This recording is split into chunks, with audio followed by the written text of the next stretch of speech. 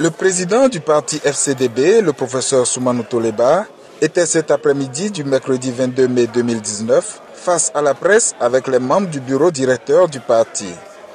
L'objectif était de livrer à l'opinion nationale et internationale les résultats de l'analyse du parti sur le message du chef de l'État à la nation le lundi dernier. C'est à travers une déclaration lue par l'ancien ministre Alain Adiou, conseiller spécial du président du parti.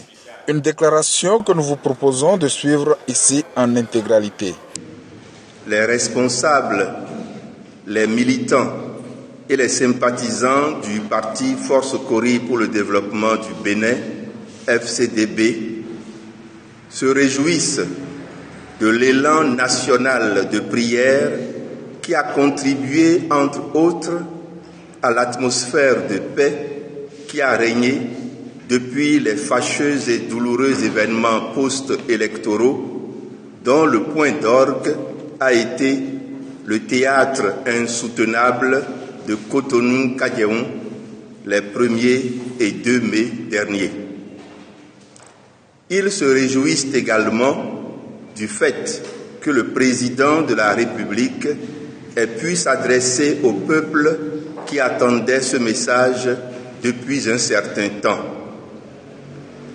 En tant que parti politique de l'opposition, mais une opposition constructive, FCDB ne s'oppose pas à des messages, fussent-ils ceux du chef de l'État. Elle s'oppose plutôt aux faits.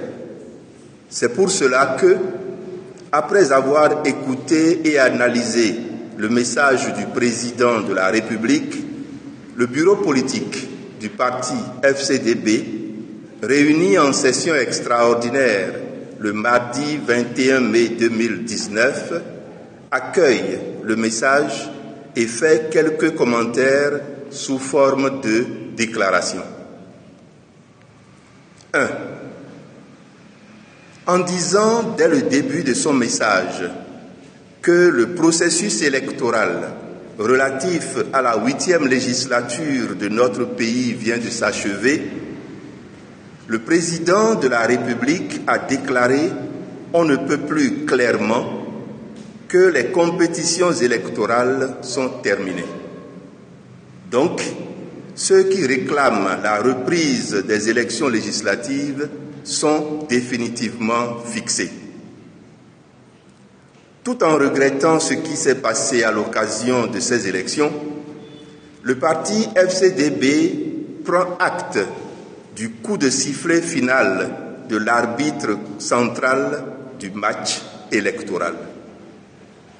En effet, conformément à la Constitution et aux lois de notre pays en matière électorale, c'est le chef de l'État, en sa qualité de chef du gouvernement, qui convoque le corps électoral et fait constater la fin des compétitions après que les institutions constitutionnellement en charge des élections aient fini de jouer leur rôle. 2. Le processus électoral est achevé, mais il a laissé des traces douloureuses. Le chef de l'État l'a reconnu. Il justifie cette douleur par la difficile réforme du système partisan, une réforme, selon lui, à la fois souhaitée et redoutée. Souhaitée par tous dans le pays, redoutée par les défenseurs du statu quo. Une réforme risquée, malgré les controverses que sa mise en œuvre a engendrées. Ici, le président de la République n'a pas indiqué ce qui a vraiment fait problème. Il sait bien que la réforme, certes difficile, du système partisan n'explique pas à elle seule les douleurs vécues lors des dernières élections législatives. Il sait bien plus que la réforme du système partisan, il sait que c'est le nouveau code électoral qui est à la base de la grave crise électorale que notre pays a connue.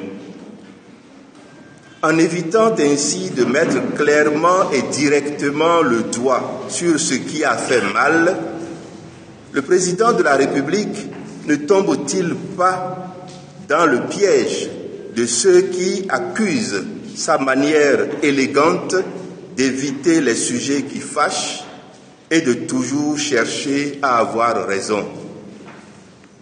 C'est seulement au cours de la dernière minute de son message que le chef de l'État a fait mention du code électoral, invitant les députés à le relire et à l'actualiser avec la charte des partis politiques, en tenant compte, dit-il, des réalités de l'évolution de notre pays. Pour nous, FCDB, cette relecture fortement attendue du code électoral doit se faire de façon, sinon à retirer tous les articles incriminés, du moins à les améliorer, en indiquant les modes opératoires qui ne permettront plus jamais à quiconque de l'administration, fût-il ministre ou directeur, d'empêcher certains partis et ou acteurs politiques de compétir avec d'autres. 3. Dans la suite de son message, le président Talon a réaffirmé sa volonté et sa détermination à réaliser les réformes majeures et structurantes qui vont permettre de libérer la nation et le peuple béninois de ce qui freine son plein développement. Il sait néanmoins que lui seul ne peut pas réformer la société béninoise.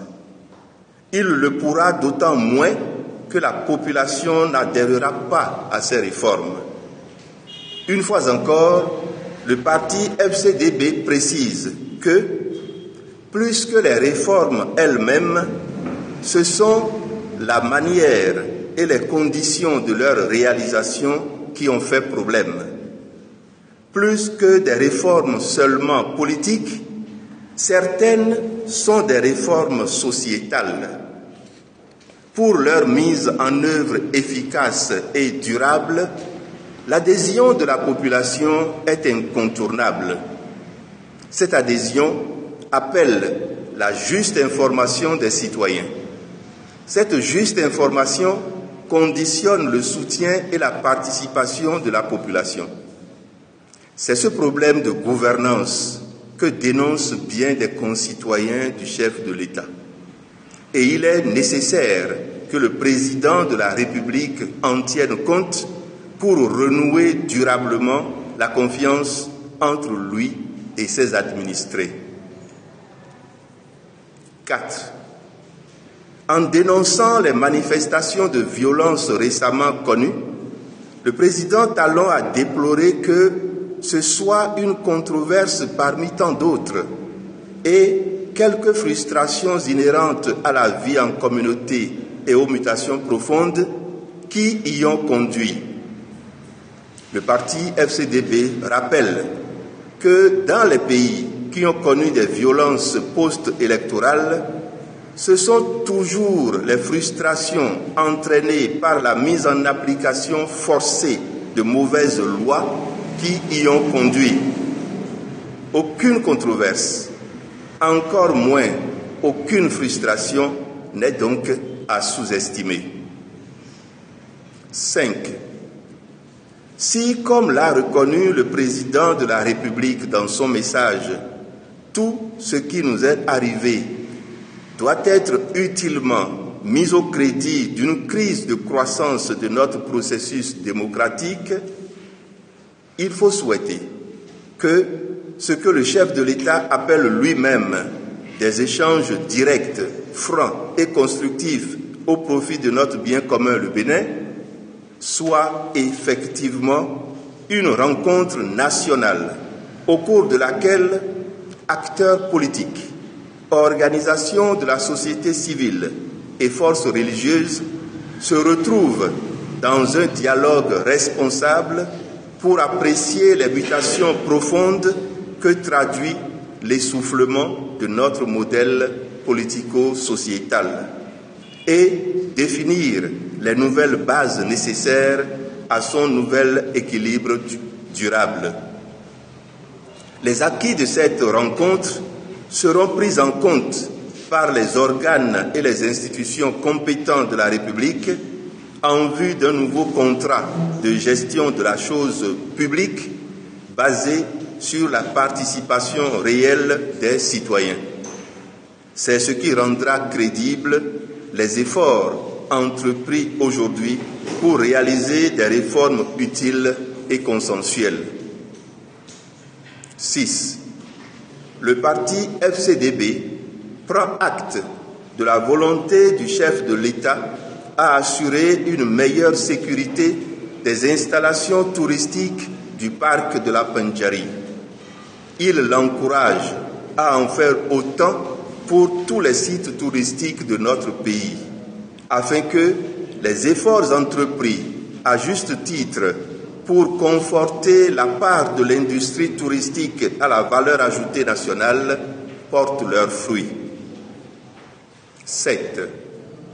Au total, FCDB appréciera la mise en œuvre diligente des actions qui découlent du message du président de la République, aussi bien celles qui incombent aux députés que celles qu'initiera le chef de l'État lui-même.